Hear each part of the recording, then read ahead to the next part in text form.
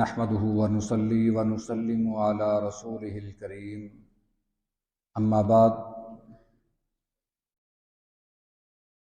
سیدنا عبداللہ بن انیس رضی اللہ تعالی عنہ بیان کرتے ہیں، یہ بڑے جلیل القدر صحابی ہیں۔ حضرت معاذ بن جبل رضی اللہ تعالی عنہ اور یہ اکٹھے مسلمان ہوئے اور مدینہ کے بنو سلمہ قبیلے کے جو لوگ تھے ان کے یہ بت اٹھا کر کہیں گندگی کے ڈھیر پر پھینک دیتے تاکہ ان کو پتہ چل جائے کہ یہ کسی نفع نقصان کے مالک نہیں۔ بتوں کی حقیقت آشکار کرنے کے لیے یہ حربہ اختیار کرتے اور کئی لوگ ان کے اس کارنامے کی وجہ سے مسلمان ہو گئے۔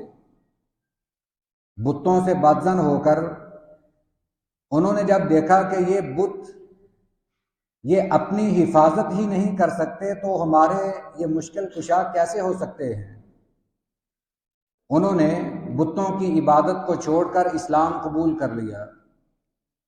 یہ حضرت عبداللہ بن انیس رضی اللہ تعالی عنہ یہ ان کا بہت بڑا کارنامہ ہے۔ ان سے روایت ہے کہ نبی کریم صلی اللہ علیہ وسلم نے فرمایا،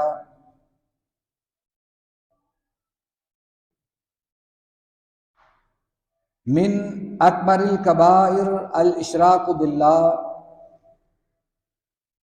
کبیرہ گناہوں میں سے جو سب سے بڑے گناہ ہیں ان میں سے پہلا اللہ کے ساتھ شرک کرنا ہے،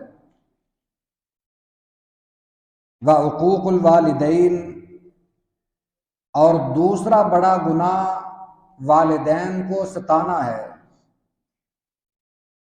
والیمین الغموس، اور تیسرا بڑا گناہ اپنا مال ہتھیانے کے لیے، کسی کا مال ضبط کرنے کے لیے جھوٹی قسم کھانا، یہ تیسرا بڑا گناہ ہے۔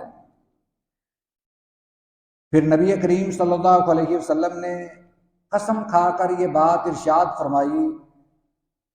فرمایا قسم ہے اس ذات کی جس کے قبضہ قدرت میں میری جان ہے، اگر کوئی بندہ ایک مچھر کے پر کے برابر بھی جھوٹی قسم کھا لیتا ہے تو اس کے دل پر ایک سیاہ نقطہ بن جاتا ہے، ایک سیاہ نقطہ قائم ہو جاتا ہے جو قیامت تک اس کے دل پر لگا رہے گا۔ یہ سنن ترمذی کی حدیث مبارکہ ہے، اس کی سند صحیح ہے۔ نبی کریم صلی اللہ علیہ وسلم نے یہ جو بات ارشاد فرمائی کہ جو اکبر الکبائر سب سے بڑے گناہ ہیں ان میں سے آپ نے 3 کا ذکر فرمایا۔ پہلا گناہ تو شرک ہے، یہ تو سبھی جانتے ہیں کہ شرک سب سے بڑا گناہ ہے، ظلم عظیم ہے۔ اور دوسرا گناہ والدین کو ستانا ہے۔ تیسرا گناہ کاروبار میں جھوٹی قسم کھانا ہے۔ اور اس قسم کے بارے میں نبی کریم صلی اللہ علیہ وسلم نے فرمایا کہ اگر کوئی بندہ مچھر کے پر کے برابر بھی قسم کھاتا ہے، یہ بات غور کے قابل ہے کہ اتنی چھوٹی سی قسم سے کیا مراد ہے۔ بعض اوقات انسان اپنے آپ کو سچا ثابت کرنے کے لیے یہ بات کہہ دیتا ہے کہ میں قسم کھانے کے لیے تیار ہوں، اس کے دل میں ہوتا ہے کہ جب قسم کی باری آئے گی تو میں نہیں کھاؤں گا۔ وہ اپنے اس جملے کی وجہ سے دوسرے لوگوں کو مطمئن کرنا چاہتا ہے، یا تو اس کے ذہن میں ہوتا ہے کہ قسم کس نے لینی ہے، میرا اتنا کہہ دینا ہی کافی ہے کہ میں قسم کھانے کے لیے تیار ہوں۔